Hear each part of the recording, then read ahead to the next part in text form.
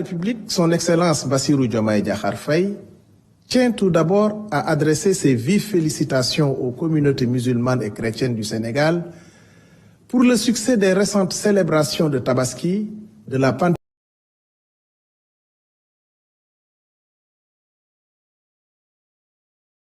De ferveur spirituelle témoigne de la force de notre dialogue interreligieux, modèle de coexistence pacifique.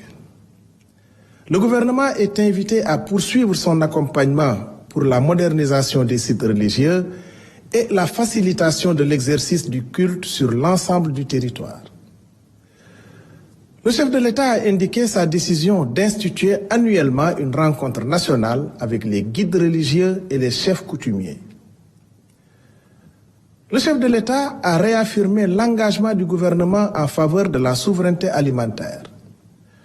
Face aux pluies abondantes, il a demandé une accélération de la distribution des semences, engrais et matériel agricole, avec une implication renforcée des coopératives communautaires. Le programme national de reconstitution du capital semencier, piloté par l'ISRA, sera consolidé. Par ailleurs, les formations professionnelles agricoles seront développées et les lycées agricoles seront renforcés à l'image de l'École nationale supérieure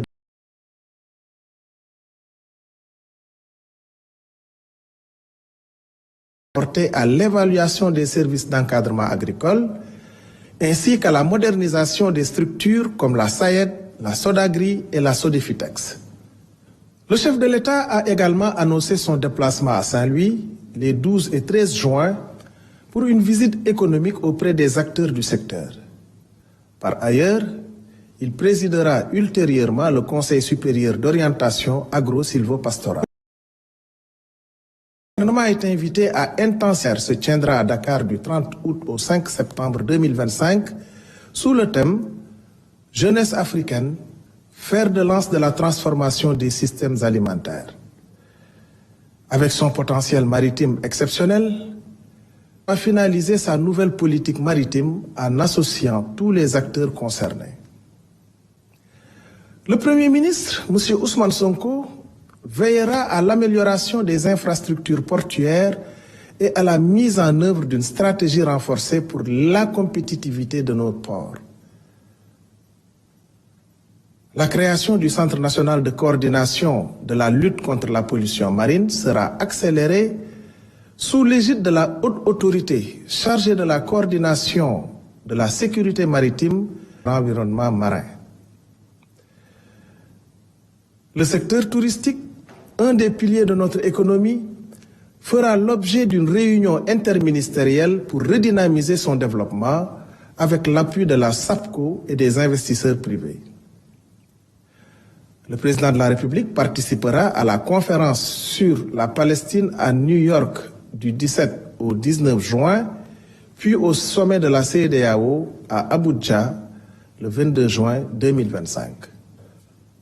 Au 19 juin, puis au sommet de la CEDEAO à Abuja le 22 juin 2025. À l'entame de sa communication, le Premier ministre est revenu sur les conclusions des travaux de la commission de relecture des contrats et conventions de l'État qui ont révélé des dysfonctionnements graves.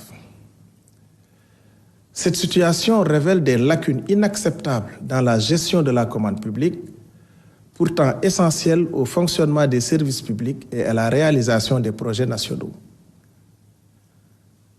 Le chef du gouvernement rappelle avec fermeté l'impératif de respecter scrupuleusement le Code des marchés publics, le Code des obligations de l'administration et la loi sur les partenariats publics-privés.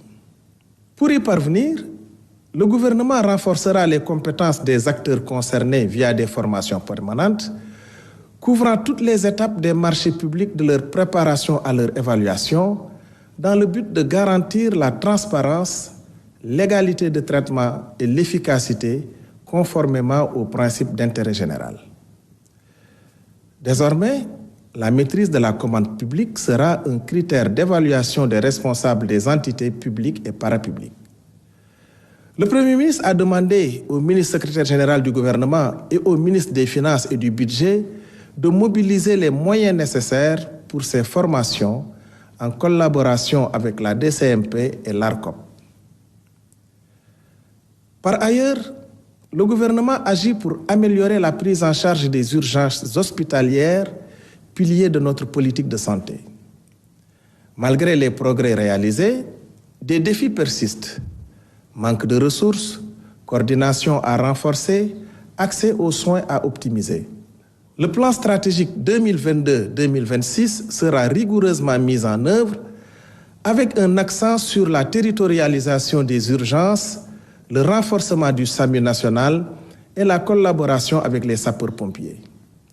Je vous remercie pour votre aimable attention et vous souhaite une excellente...